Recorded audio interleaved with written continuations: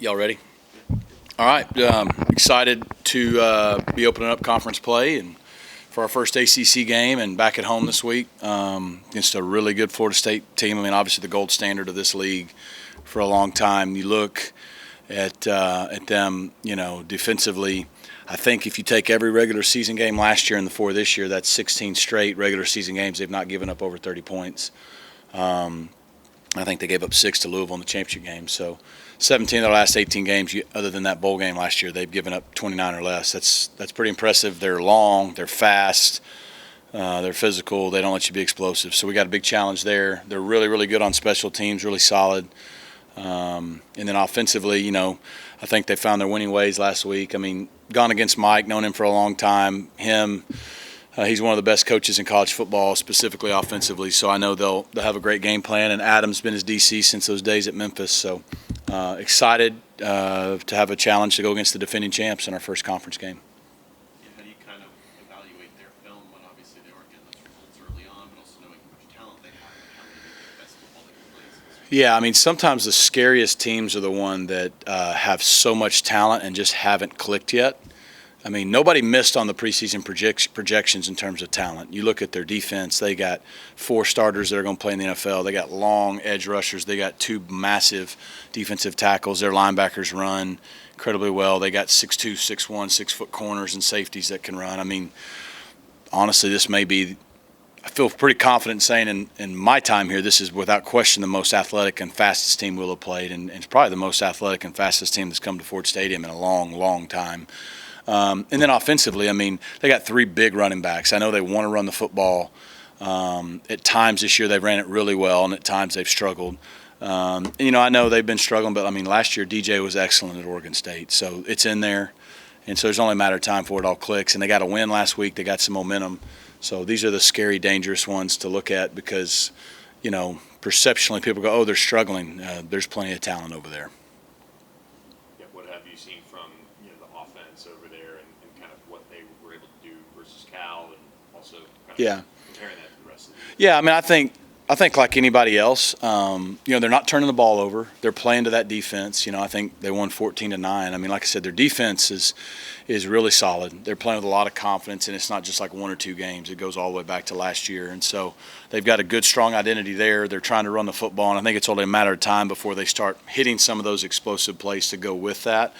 And, when it happens, kind of like it did for us even last weekend, just explode and come in bunches. So, we're going to have to do a good job like we do every week. We got to stop the run. We got to stay on top and limit the explosives.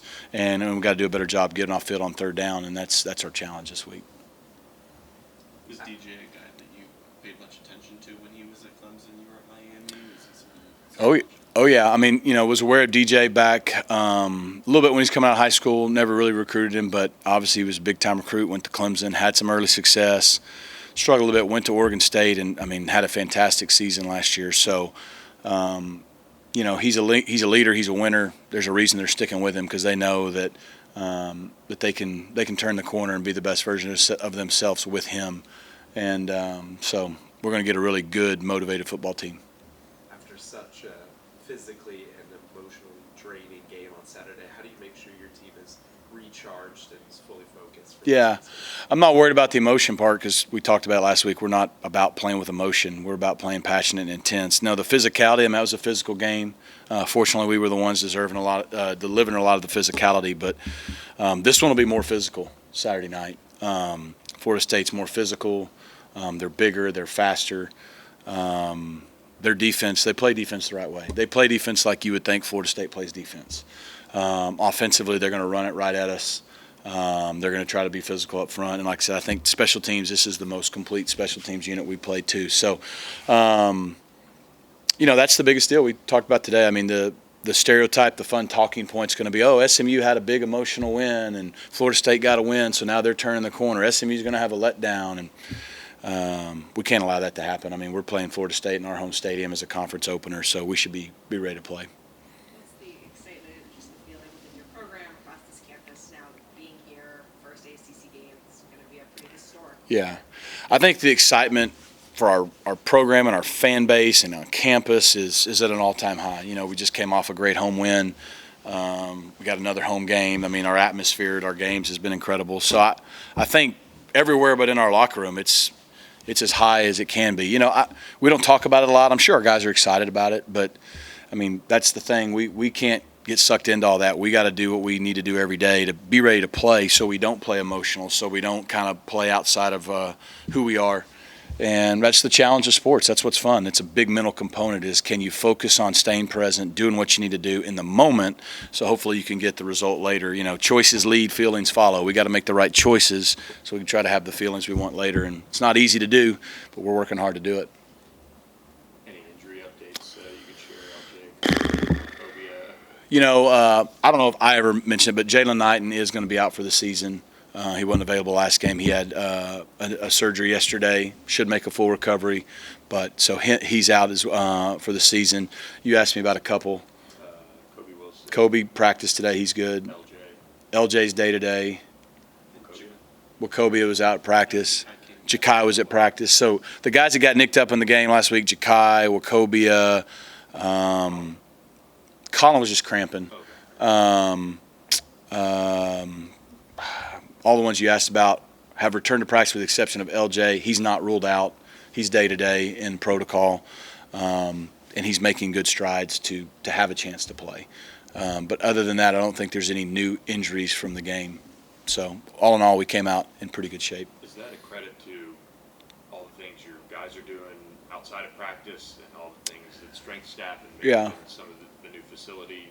Yeah, no, I think, it's a couple things. Sometimes it's just good luck. We've played, 4 games now, and other than running back, we've stayed out of a lot of critical ones. We still got 8 big games ahead, so who knows what will happen. But I think you do credit our players. An older group, they know how to take care of themselves. I think you credit Coach Grizz and his strength staff and Steve and our training staff. Yes, the new facility's definitely got a lot of extra added benefits for us. I'd like to think the way our staff takes care of the players and the positions, the way we practice. I think we practice really physical, but I don't think we're crazy about it. We don't run them in the ground like maybe some old school mentalities. We kind of have an NFL practice schedule in terms of in the NFL they play on Sunday. They don't practice again until Wednesday. Now, Monday and Tuesday's mental and recovery and maybe a light lift, but same thing in high school. They play on Friday. They don't practice again until Monday. They give that 48-hour physical break. A lot of colleges play on Saturday and practice on Sunday night, or play on Saturday and practice on Monday, and we don't do that. We play Saturday. Sundays are off day. Monday we get lift and meetings and walk through. We don't actually physically practice until Tuesday, and we go Tuesday, Wednesday, and then we walk through Thursday and run through Friday. So we do everything we can to do in season to get the physicality we need ready to play, but we're trying to take care of them for the long haul. So maybe that's why. I don't know. Yeah, it was a knee injury. I believe his was MCL. I think Kamar's was meniscus. They were both repairable. They both should make a full recovery and be free for spring ball in best case scenario. And both of them had a redshirt year, even though they were seniors, and neither one played in 4 games. So they have the ability to have another year. So it wasn't ACL.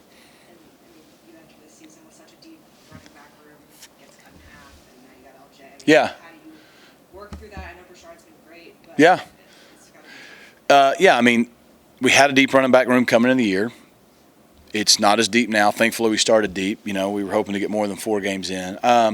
It's week to week. Brashard obviously has been great. I know Roderick Daniels can play running back. I think that's having a guy like Derek Mafall, got those carries in game 2, and he's super smart, got good hands. He's actually stylistically like Brashard, so that helps. And then, LJ's kind of been snake bit by the injury bug ever since he's been here. He hasn't had the critical one, but he's always had something, an ankle, a head, or what. So hopefully he can get back, and we still have 4, which would be great. But yeah, I mean, with 8 games to go, we need to stay healthy in that room.